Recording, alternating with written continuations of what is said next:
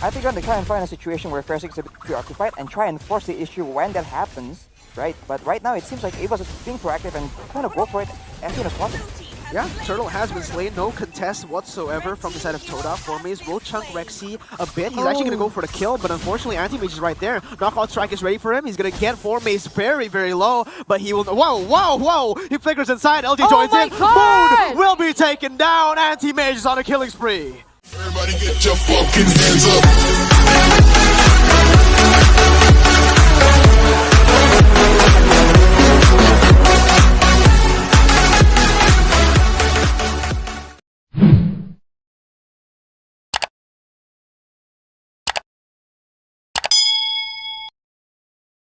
Performance whenever one of them just falls, there's out of the monster trio, there's always one guy who will just pick up the slack and just go ham, go to town.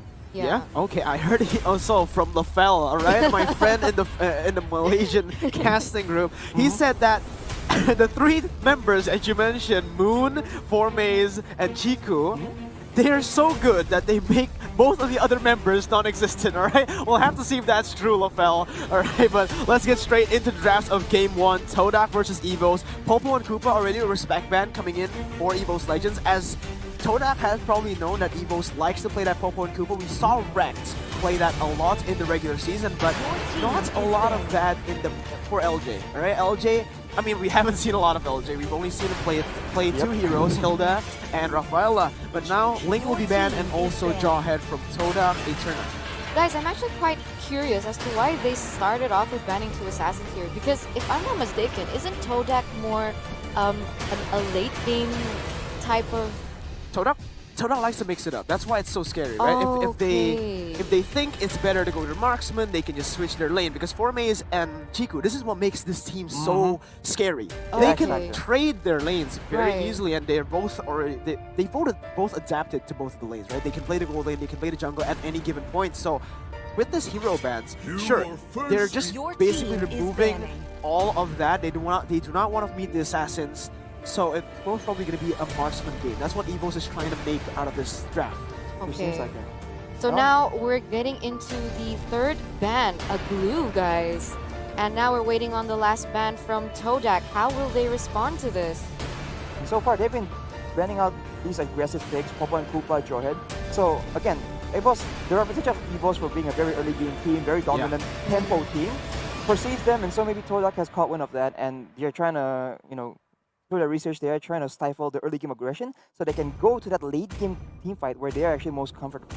Exactly, but we'll have to see the last ban for Todak. What's it gonna be? I've also heard from the casters back in Malaysia that, the Selena ban. Why is Selena being banned? It's respect towards Rexy, because Rexy really loves to play Selena. It is his most picked hero in the regular season. So, yeah, I mean, great bans from Todak, mostly just respect bans because they do not want to meet LJ playing on those crazy tanks. But here, as you mentioned, you were talking earlier about how LJ is the Kufra god. Kufra is open. Kufra is open, but so is Yves, alright? So is Yves and so is Granger, and they've usually went for these kind of picks.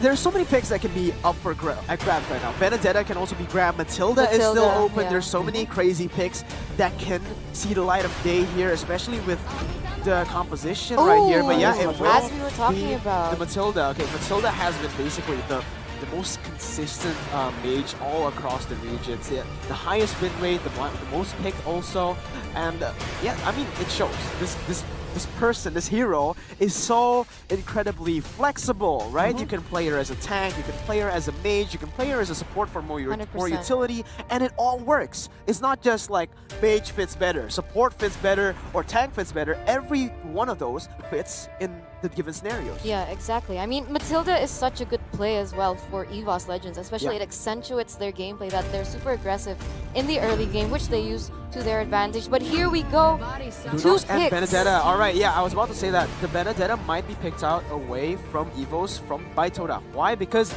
Evos, alright, Fair 6 still has 100% win rate on that Benedetta in the jungle, and Anti-Mage has also like a 70% win rate in the regular season, so it's just... I mean, Benedetta on the hands of Evos is just not safe, alright? You gotta take it away or you gotta ban it. So, Todak chooses to pick it away from them for Evos right now. possibly can we see the Kufra? Because we already have a very good follow-up support like Matilda. A lot of damage, a lot of utility, and Sure. very good engage, right? To follow up, perhaps a Kufra. And with that Kufra, I want to see a Lancelot from first. Ooh, that might work out just fine. And if they do get a Koopa, it's gonna be a bit tough for them to make plays around because it will stifle that mobility. Oh. Yeah, okay, but it will be the Granger pickup for Evos Legends. The final pick will be the Paquito for Anti-Mage here in the XP lane. Remember, coming into this tournament, Anti-Mage is hyped to be the best XP laner, but oh my god, how the tables have turned. Diggy will be picked up by Todak. Momo, what are you doing? Just as I mentioned earlier, I mean, I thought Evos would have taken that, but I guess Todak's like, no. Diggy's reverse mine. card. Yeah. What do you think about this, Arashi? So I'm not sure if they're gonna play this as a normal support or they're gonna implement the infamous feeding Diggy. But so with that Diggy pick, they are using a lot of smart control from the side of Evos. Right, so actually that might come in their favor to try and like stall out the game again. You know what will be great right here for Todak if they can ban it out? They have to ban Hilda out. Because last time Evos, Hilda has her stacks, right? And she can easily get all those stacks if she's going against a Diggy feeder. Right. So, and we've seen LJ play Hilda. He is crazy on this Hilda. So this is one of the picks that Todak has to be wary of, because if they do not play this draft properly, Evos can just hard stomp them in the drafts. Remember, Zace is a very, very smart coach, whereas Todak, I've heard that they actually didn't play with a coach for a very long time in the regular season, and just right now that they have a coach, I think, Arashi. So, again, Zace has more experience, he's had more homework done because he's been here for so long. He was the coach for the M1 World Championships as well, where Evos Legends took the dub. Yeah. Right. So again, a lot of experience for this guy, and Angela will be the final ban. Oh, I don't know. I feel like Todak hasn't done their homework because these bans don't make sense in my opinion. Why? Right. Because the Angela isn't LJ's hero. That's Rex's hero. If you're banning it out against LJ, it basically has no effect, Arashi. Right, so early on it seems like it was okay, they're banning out the early aggression, but towards you can see towards the late game, the late stages of the bans is just, again, as you mentioned, not quite what we are expecting. So perhaps they have a specific strategy in mind we don't know of, we never know, right? But so far, not looking very sharp on this banning stage.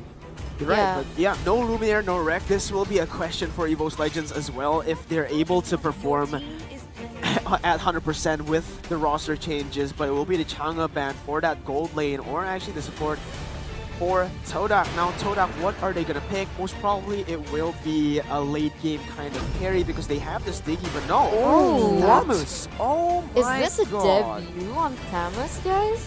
We've seen Tamus a couple of times in the regular season for Malaysia and Indonesia, but yeah, it's not a very common pick.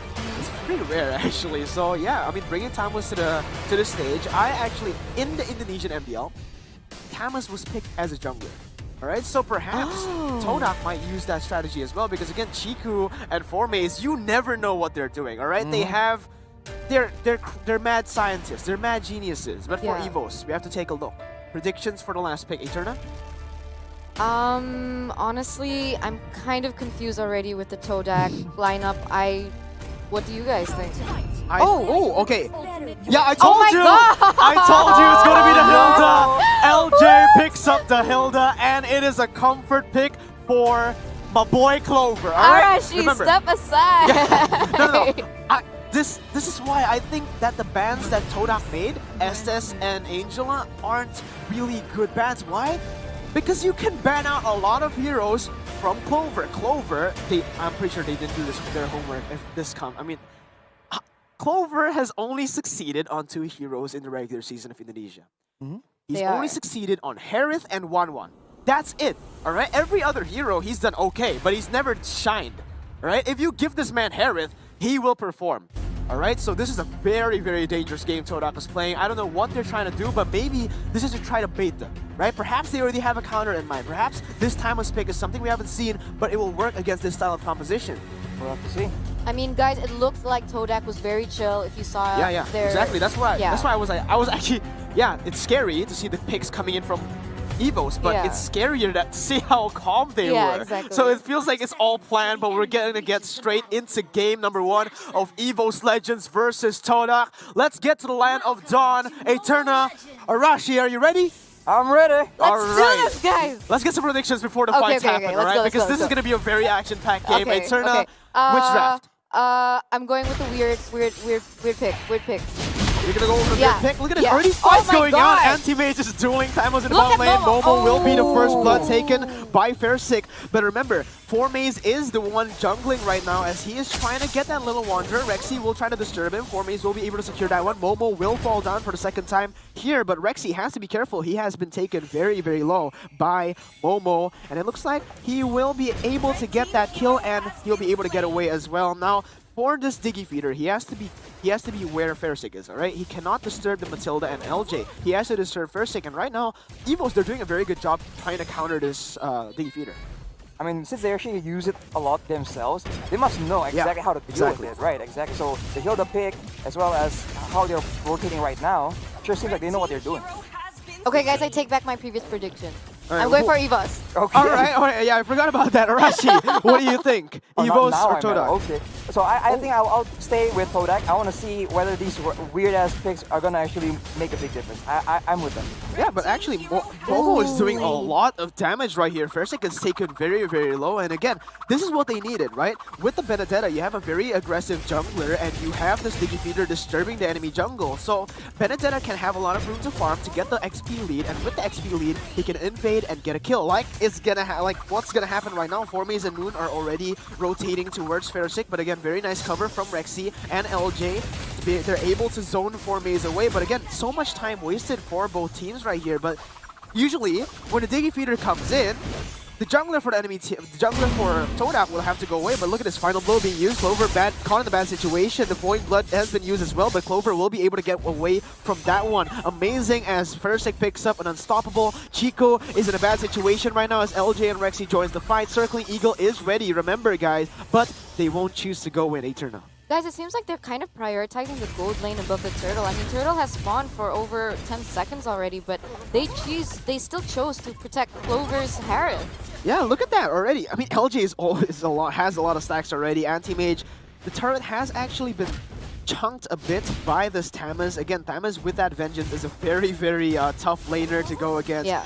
So it's going to be very interesting to see how this goes. 8-0 right now. There's already a 2,000 gold lead for Evos Legends. LJ has been stacking like a madman, but Arashi, give me some insights. First turtle has spawned. What does Todak have to do right now? I think they're going to try and find a situation where Fairsick is a bit preoccupied and try and force the issue when that happens, right? But right now, it seems like Evos is being proactive and trying to go for it as soon as possible.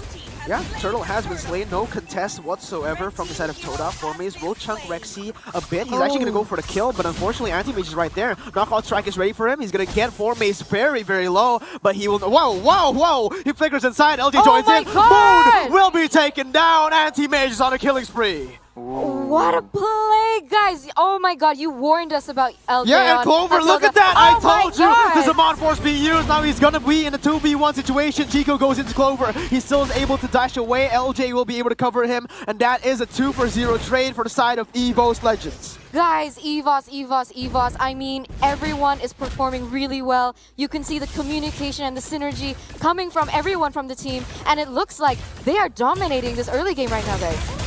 Yeah, I mean, they are dominating this early game. You know, it's not doing... The Diggy Feeder strat isn't doing too well. Again, like you said, Arashi, I think Evos Legends, they've been using this so much, right? They know how to counter it. Anti-Mage is 2v1ing as usual. Chico will be taken down again. Everyone on the map has just been destroyed. Rexy using the Circling Eagle. Oh, but Formaze gets juked! That's kind of a blunder, but Formaze not able to connect on that as Momo gets taken down for the 13th time right here. Eterna. Okay, I mean, 43 seconds still on the clock. I mean, it's still anyone's game. It seems like both parties here are just trying to get their objectives, but as you can see, Harith really going in deep and looking to cut that lane. But Alice, will she let that slide? Yeah, again, I mean, Clover gets that rewind time, but Anti-Mage gets a solo kill right there. Momo will be taken down again. Formase in the bottom side is in a 1v1 with Anti-Mage. LG goes in, stun comes in, circling Eagle to finish it off. Chico will get slain, and this is a disaster for Todak with the Diggy Feeder. Usually it's like a 2,000 gold lead, but right now they have a 5,000 gold lead with every single lane winning. Arashi, tell me, what's going on? Why is this Diggy Feeder not doing its job? I mean, first of all, he is dying a lot, and as Mirko mentioned earlier, LJ with the Hilda is quite a counter. He's just stacking it all day.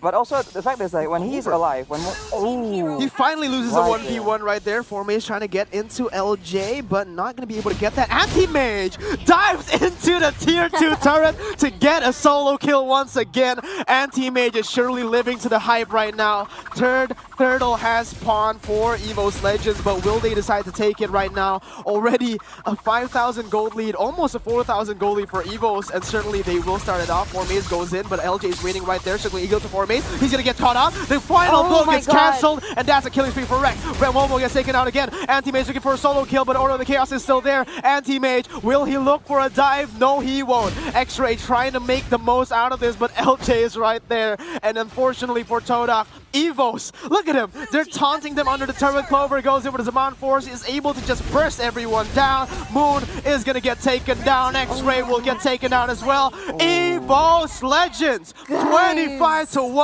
in 6 minutes. Guys, this is crazy plays. Is Momo gonna go down again for the millionth time, honestly? But guys, I am getting goosebumps. That Clover, he is so good on that Harith. I saw that taunt in the mid lane, and they don't care. They went for it. Is this the end? At this point, right?